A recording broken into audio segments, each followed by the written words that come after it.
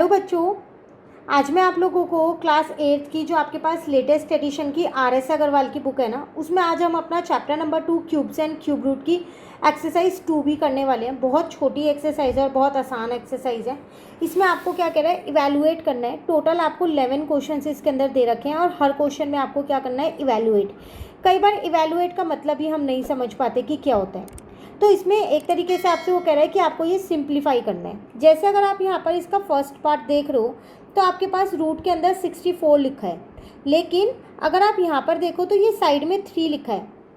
इसका मतलब आपको 64 ये बताना है कि 64 किसका क्यूब होता है जब 3 लिखा हो। और जब इस वाले रूट में यहाँ पर कुछ नहीं लिखा होता, जैसे यहाँ पर 3 लिखा है, मान लो अब यहाँ पर कुछ नहीं लिखा होगा, खाली ये लिखा है, तो इसका मतलब यहाँ पर आपको स्क्वायर बताना है कि 64 किसका स्क्वायर है।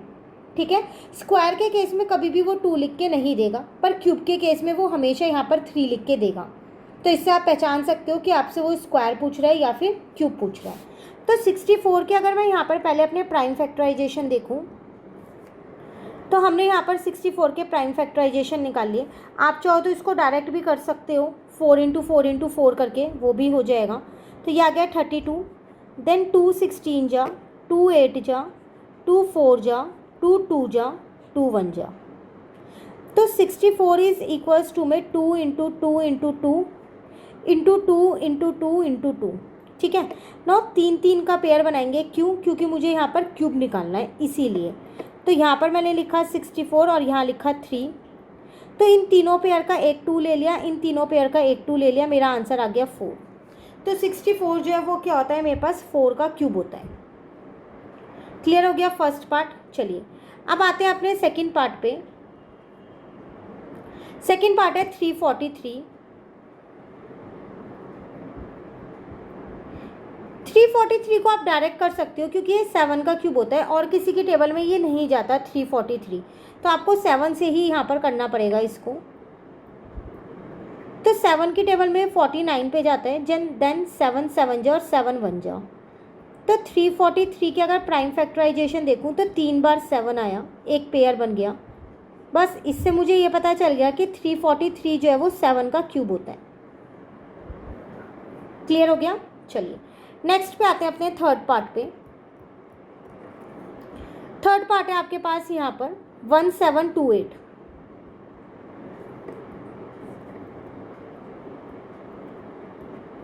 अब मैंने यहाँ पर 1728 के प्राइम फैक्टराइजेशन निकाले पहले।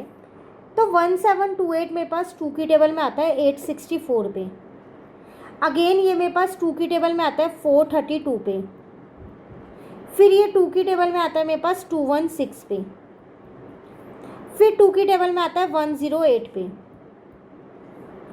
फिर 2 की टेबल में 54 पे आता है ये। अभी भी 2 की टेबल में आता है ये 27 पे। देन 3 9 जा, 3 3 जा और 3 1 जा। क्लियर। तो 1728 के अगर मैं प्राइम फैक्टराइजेशन यहाँ पर लिखूँ तो 1 2 3 4 5 6 टाइम तो मेरे पास 2 है सॉरी, तो 2 पेयर बन जाएंगे मेरे यहाँ पर, और 3 बार मेरे पास 3 है। ठीक है, नाउ इससे मुझे ये पता चल गया कि 1728 किसका क्यूब होता है। इन तीनों 2 का एक 2 लिया, इन तीनों 2 का एक 2 और इन तीनों 3 का एक 3। 2 2 जा 4, 3 जा 12, तो ये 12 का क्यूब होता है। क्लियर हो गया third part.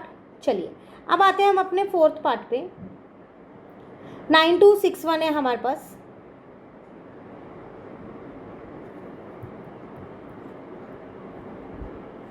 Nine two six one.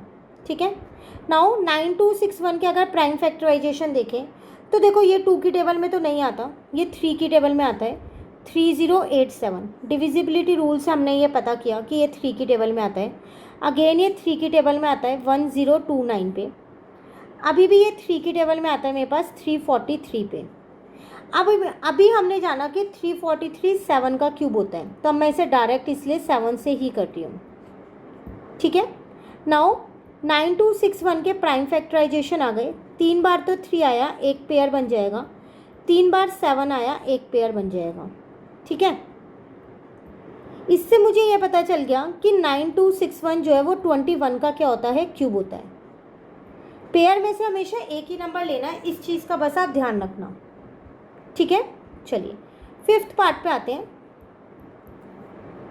Fifth part है हमारे पास 8000।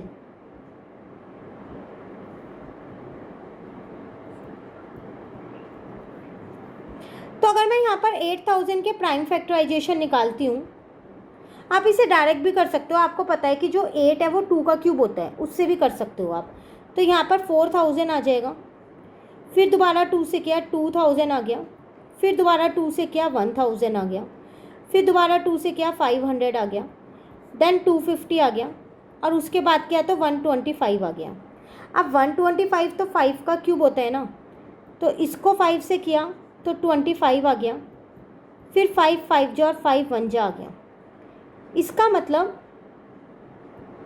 8000 के प्राइम फैक्टराइजेशन आ गए, 6 टाइम तो 2 है, तो 2 पेयर तो 2 के बन गए, ठीक है ना, 1 2 3 4 5 6, और 3 बार मेरे पास क्या है, यहाँ पर 5 है, तो 5 का एक पेयर बन गया। नाउ इससे मुझे ये पता चल गया कि 8000 किसका क्यूब होता है, 2 इंटू 2 इंटू 5, पेयर में से एक एक नंबर ले लिया है, तो 2 2 जा 4 5 जा 20, तो ये मेरे पास 20 का क्या होता है, यहाँ पर क्यूब होता है। क्लियर। चलिए नेक्स्ट देखते हैं अपना सिक्स्थ पार्ट है मेरे पास 4096।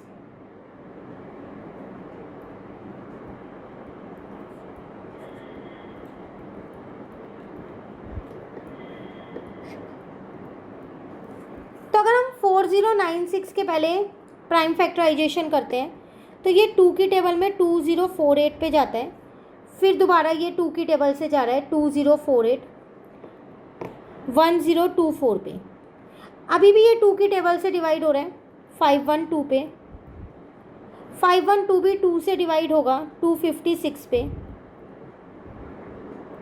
अभी भी ये 2 से डिवाइड होगा 128 पे, अगेन 2 से डिवाइड हो रहा है 64 पे, अभी भी ये 2 से डिवाइड हो रहा है 32 पे, देन 2 16 जा, 2 8 जा, 2 4 जा, 2 2 जा और 2 1 जा।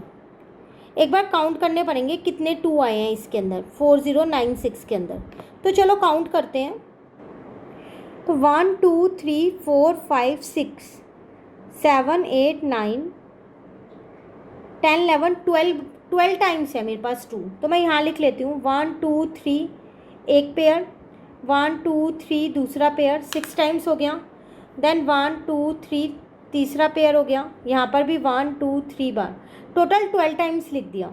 तो इसका मतलब 4096 जो है वो किसका क्यूब है, सब पेयर में से मैंने एक एक 2 ले लिए, 2 2 जा 4 2 जा 8 2 जा 16 का क्यूब होता है ये। क्लियर।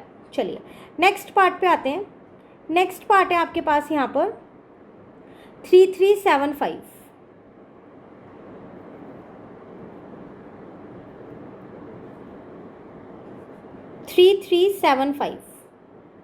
वही पहले मैं इसके यहाँ पर प्राइम फैक्टराइजेशन देखती हूँ 3375 के, इसके लास्ट में 5 लग रहा है, तो मैं डायरेक्ट ना इसको सीधा पहले 5 से ही डिवाइड कर दूँ, तो 675 पे डिवाइड किया, अभी फिर 5 से डिवाइड किया तो 135 आ गया, एक बार और 5 से डिवाइड होगा तभी पेयर बन पाएगा 27, देन 3 3 जा, 3 9 जा 27, फिर 3 3 जा और 3 1 जा, ठीक है ना। तो इसका मतलब 3375 के प्राइम फैक्टराइजेशन आ गए, 3 बार तो 5 आ गया, एक पेयर बन गया, और 3 बार मेरे पास 3 आ गया, ये दूसरा पेयर बन गया। तो 3375 के किसका, इसका जो क्यूब है ये किसका क्यूब है, 5 इंटू 3 15 का ये क्यूब होता है। क्लियर हो गया ये वाला पार्ट भी। चलिए आते हैं अपने नेक्स्ट पार्ट पे 2197।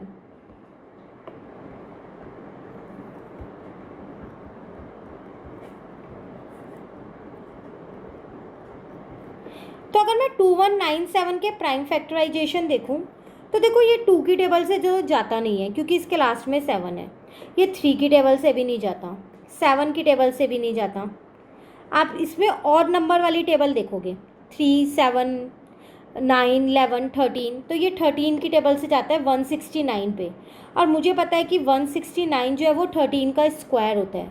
तो इसलिए स्क्वायर और क्यूब आप थोड़े बहुत अगर याद कर लोगे तो आपको कैलकुलेशन में थोड़ा सा इजी हो जाएगा, आप जल्दी से नंबर को देख के बता पाओगे कि ये इसका क्यूब होता है या ये इसका स्क्वायर होता है। ठीक है, तो इससे अब आपको पता चल गया कि 2197 जो है वो 13 का क्यूब होता है। क्लियर? चलिए नेक्स्ट आते हैं अपने 9th पार्ट पे।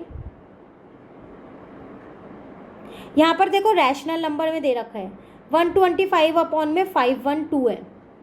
दो पार्ट्स ऐसे ही हैं, इनको भी करते हैं।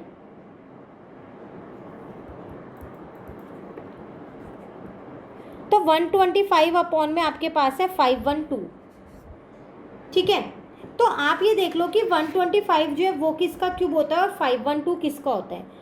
तो 125 आपको पता है कि वो 5 का क्यूब होता है। ठीक है ना, या फिर आप इसे ऐसा करो, पहले इसे अलग से लिखना। तो ये आपके पास 5 का क्यूब होता है। और अगर मैं 512 की बात करूं तो वो मेरे पास 8 का क्यूब होता है। छोटे छोटे क्यूब्स तो हमें याद ही है ना, तो एक एक पेयरिंग कर दी। तो इसका मतलब 125 अपॉन 512 जो है वो किसका क्यूब है, 5 अपॉन 8 का। क्लियर हो गया 9th पार्ट। चलिए अब आते हैं हम अपने 10th पार्ट पे। तो वो है हमारे पास 216 अपॉन में 2197। फिर वही बात, तो पहले मैं ये देख लेती हूँ कि 216 जो है वो किसका क्यूब होता है। तो प्राइम फैक्टराइजेशन की हेल्प से अगर आप देखोगे ना तो वो 6 का क्यूब होता है। ठीक है, उसी तरीके से मैं क्या करती हूँ 2197 को भी देख लेती हूँ कि ये किसका क्यूब होता है। तो इसका मुझे प्राइम फैक्टराइजेशन निकालने पड़ेंगे, और 8th पार्ट में हमने ये किया है 2197 13 का क्यूब होता है। तो हम यहाँ पर सीधा लिख सकते हैं 13 इंटू 13 इंटू 13, पेयर बन गया एक एक का। तो इसका मतलब 216 अपॉन 2197 जो है वो 6 अपॉन 13 का क्यूब है। क्लियर? ये था आपके पास 10th पार्ट। एक लास्ट पार्ट रह गया 11th पार्ट, वो भी यहाँ पर कर लेते हैं। तो 216 इंटू में 343 है, और यहाँ पर आपको क्यूब लिखा हुआ है। तो 216 जो है वो 6 का क्यूब होता है, और 343 7 का क्यूब होता है, यही है। तो 6 इंटू 6 इंटू 6 216 है मेरे पास, और 343 जो है वो मेरे पास है 7 इंटू 7 इंटू 7। तो अब आप इसे सिंप्लीफाई कैसे करोगे? तो एक 6 और एक 7 ही तो हो गया, तो इसका मतलब यहाँ पर आपके पास 42 आ जाएगा ना फिर जब आप सॉल्व करोगे तो, है ना। तो बस वही चीज़ यहाँ लिख दो।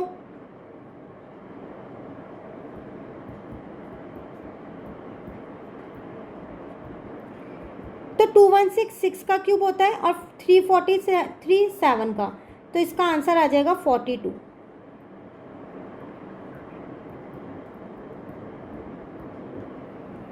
क्लियर?